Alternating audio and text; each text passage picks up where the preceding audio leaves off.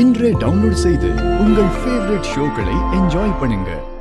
செங்கோட்டு வேலர் குடும்பத்தோட வாரிசுன்னு இந்த வீட்டு ஆம்பளைங்களை சொல்ல விடாம நீங்க கெத்தா சுத்துறதுக்கு பேரு தான் சுமையா?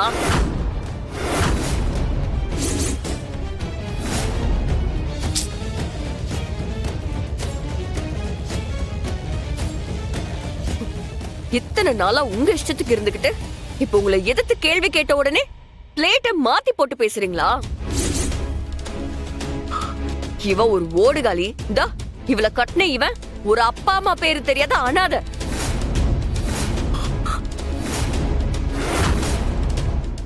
இதுங்க ரெண்டுக்கும் கல்யாணம் பண்ணி வைக்கிறதுக்கு எங்க வீட்டு படம் தான் உங்க கண்ணுக்கு தெரிஞ்சுச்சா?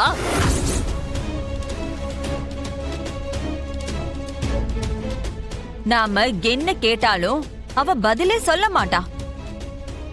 ஏன்னா அவளாலதான் நம்ம எல்லாருமே சாப்பிடுறோம், சந்தோஷமா இருக்கோன்னு அவளுக்கு நினைப்பு.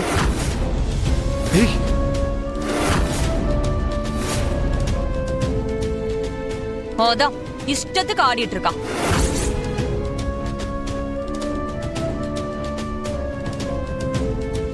ஆமாமா, இங்க ஆட வேண்டியதுதான். இதெல்லாம் தெரிஞ்சுதானே புருஷன் வீட்டுக்கு போய் வாழ முடியாம இருக்காங்க.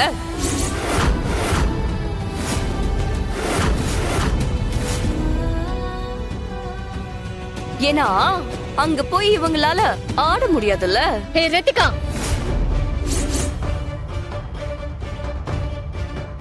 என்ன யாருக்கிட்ட பேசுறோம் என்ன பேசுறோம் தெரிஞ்சுதான் பேசுறியா? ஏய், நீ என்னடி என் மகளை பத்தி பேச வந்துட்ட? நீ என்ன பெரிய கரெக்டான ஆளா?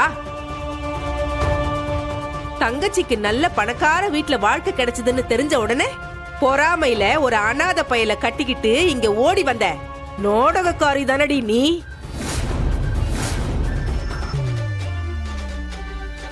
நீ ஏன் பொண்ணை பத்தி பேச வந்துட்ட? சித்தி, உங்களுக்கும் இவளுக்கும் கோவம் இருந்தா என்ன திட்டுங்க. ஆனா அண்ணிய பத்தி ஏதாவது தப்பா சொன்னீங்கன்னா நான் என்ன பண்ணுவேன்னு எனக்கே தெரியாது.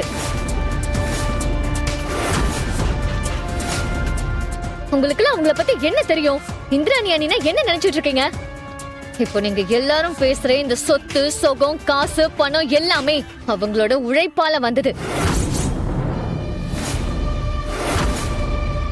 என்ன அயலி, என்னமோ நாங்க யாரும் உழைக்காத மாதிரியும் இந்திராவோட உழைப்புல தான் நாங்க உட்கார்ந்து சாப்பிட்டுட்டு இருக்கிற மாதிரி சொல்லிட்டு இருக்க. நீங்கெல்லாம் உழைக்கலன்னு நான் சொல்லவே இல்லை மாமா. ஆனா அண்ணியோட உழைப்புக்கு முன்னாடி உங்க உழைப்பெல்லாம் சும்மாதான்.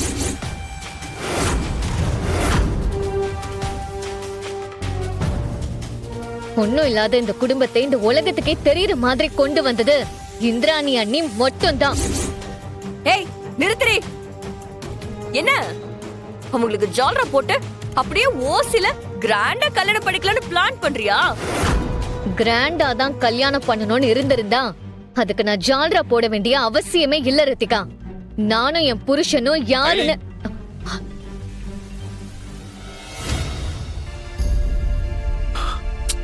இங்க பாருங்க, அவங்க என்ன தம்பியா நினைச்சுதான் இப்படி ஒரு விஷயத்த பண்ணிருக்காங்க.